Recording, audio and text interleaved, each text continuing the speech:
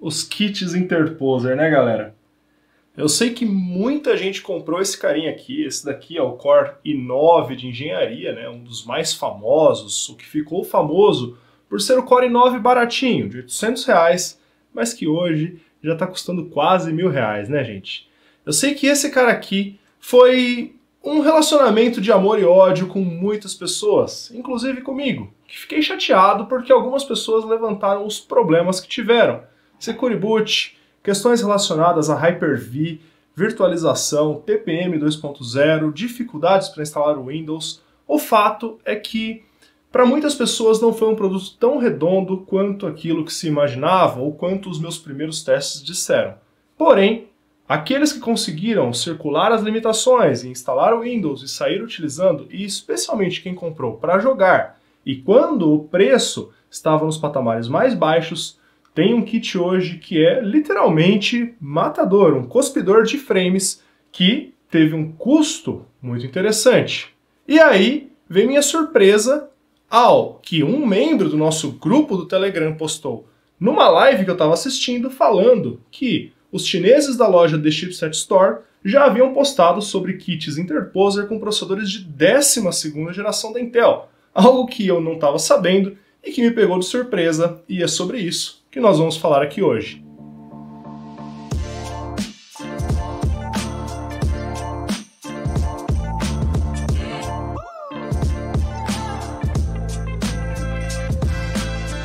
Uma coisa é fato, né, pessoal? Essa placa-mãezinha aqui, a qualidade não é muito boa, e eu tenho certeza que a maioria dos problemas do pessoal estão relacionados à BIOS que eles estão utilizando, que sem dúvida tem aí um efeito aí de ser algo que foi feito meio às pressas, sem muito cuidado.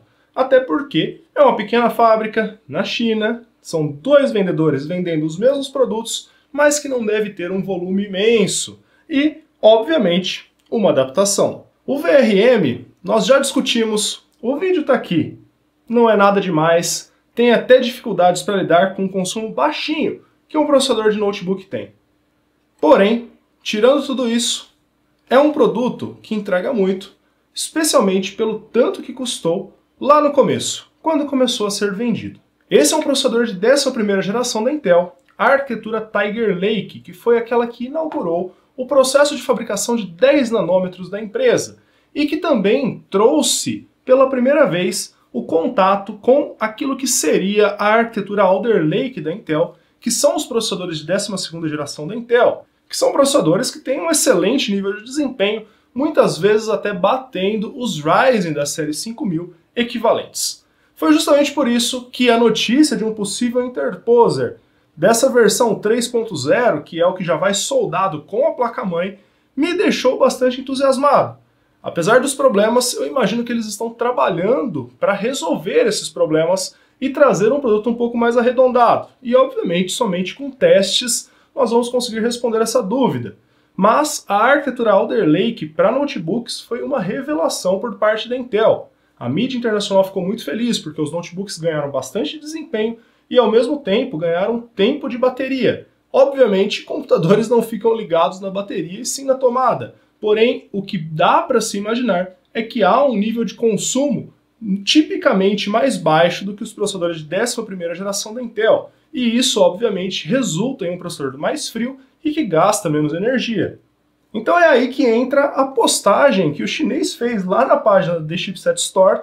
Eu nem sabia, galera, que tinha uma rede social no AliExpress onde é possível o pessoal postar coisas, como se estivesse no Facebook. E já há quase um mês da criação desse vídeo, os caras postaram que estavam testando um sistema com o Core i7 12700H nesses kits Interposer. Eles postaram algumas informações e, inclusive, colocaram um teste do CPU-Z, onde a CPU fez mais de 740 pontos no single core e mais de 6.800 pontos no multicore. Um resultado extraordinário para um CPU de notebook, que obviamente pelo fato de não estar em um notebook, sim com um cooler provavelmente mais decente, acabou entregando um desempenho muito bom. E é aquilo que nós deveríamos esperar, apesar das limitações da placa-mãe, apesar das limitações da BIOS, um produto com um desempenho bruto muito alto. E Só para mostrar para vocês como uma forma de comparação, eu coloquei aqui no site da Intel para comparar o Core i7 12700H contra o Core i9 11900H, que não é exatamente esse de engenharia, tem as especificações um pouquinho mais altas, mas acho uma comparação válida. Então, galera, aqui no site da Intel, a primeira coisa que chama atenção é uma diferença na litografia, só que aqui eu vou falar para vocês tomarem cuidado. Porque, na verdade, o Intel 7 nada mais é do que uma renomeação, né, do Intel 10 nanômetros. Então, basicamente, a mesma litografia. O que realmente salta aos olhos é essa informação aqui. Os processadores Alder Lake, eles inauguraram a arquitetura de processamento híbrida para x86. E o Core i7 de 12ª geração, por exemplo, tem 14 núcleos físicos, sendo 6 núcleos de alto desempenho, mais 8 núcleos de alta eficiência.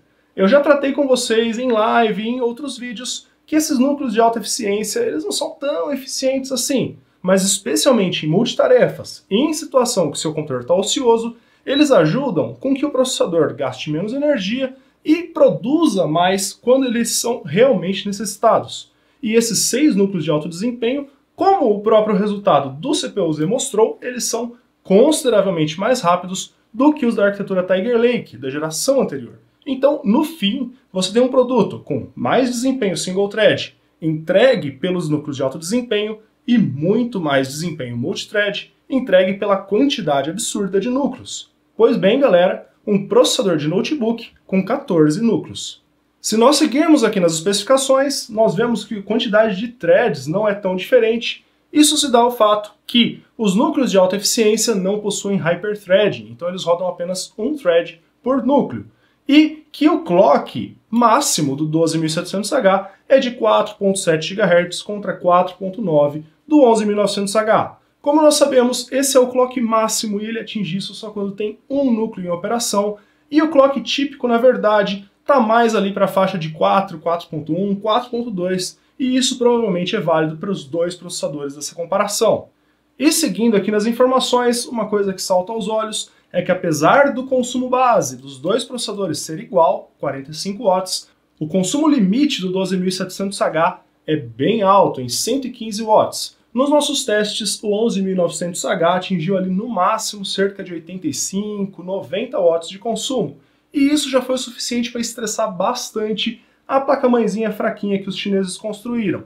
Se esse processador conseguir sustentar consumos tão altos como 115 watts, sem dúvida nós teríamos aí um problema de durabilidade, a menos, é claro, que a placa-mãe venha com componentes mais robustos. Apesar disso, não é o que as fotos aqui no AliExpress mostram, né? Elas mostram basicamente uma placa-mãe muito parecida, com os mesmos detalhes, a mesma quantidade de fases que a placa-mãe que eles utilizaram para a 11ª geração. Resta saber se às vezes eles vão colocar um dissipador mais robusto ou se a solução de utilizar um cooler que joga ar frio na placa-mãe vai continuar sendo suficiente para entregar o desempenho térmico que nós precisamos para não precisar se preocupar com a placa-mãe. Na minha opinião, utilizando um bom cooler que joga ar na placa-mãe, o maior problema, na verdade, são as questões relacionadas a BIOS, e é isso que eu vou ficar mais de olho se eu receber esse produto para testar. E por fim, o que eu posso dizer para vocês é que eu entrei em contato com o pessoal da The Chipset Store e eles me disseram que esses produtos logo mais vão começar a ser vendidos exclusivamente na China, aonde eles vão vender para fazer um teste local e, caso eles tenham algum problema, eles têm tempo para corrigir antes de eventualmente despachar aí ao redor do mundo e depois ter problemas para ter que recuperar esses kits de volta, já que, obviamente, né, o frete para retornar o produto é muito caro. Eu acho que foi uma atitude bastante honesta e espero que esses produtos, das duas uma, ou eles cheguem com um preço não muito mais alto, ou eles ajudem até mesmo a derrubar o preço dos kits de 11ª geração. E óbvio, tomara que surja um modelo de engenharia que funcione melhor do que esse Core i9 11900H e que custe mais barato para que nós tenhamos um produto com bom custo-benefício. Galera, eu sei que nesse vídeo eu só falei e mostrei algumas especificações e não é exatamente o que eu costumo fazer, mas honestamente eu fiquei entusiasmado porque, sinceramente, os processadores Alder Lake para notebook foram de fato uma evolução muito interessante. Melhor do que eles, só os Ryzen da série 6000 e infelizmente parece que nós não vamos ver um interposer com esse processador, pelo menos não no futuro próximo. Resta torcer que o preço desses produtos seja convincente aí para valer a pena em relação, por exemplo, a pegar um kit placa-mãe e processador com um processador mais renomado, um processador de desktop, uma placa-mãe de uma boa marca. Afinal de contas, o i9 de engenharia subiu tanto de preço que ele já está cutucando o preço de kits Ryzen que fariam mais sentido do que ele. E aí, obviamente, não faz sentido comprar um produto integrado que pode dar problema, sendo que você pode comprar um kit mais confiável. Porém, é lógico, quem comprou no começo, comprou barato e tem um produto muito performático. Resta saber como que vai ficar esses de 12ª geração em relação aos problemas de BIOS. Pessoal, esse é o conteúdo que eu tinha para vocês. Se vocês gostaram, se inscrevam aqui no canal, fiquem de olho se nós tivermos mais alguma atualização sobre esses produtos de 12ª geração e eu vou trazer aqui para vocês de primeira mão. Então, se inscrevam aí, deixa o like, deixa um comentário falando o que vocês acharam desses produtos e nos vemos em um próximo vídeo.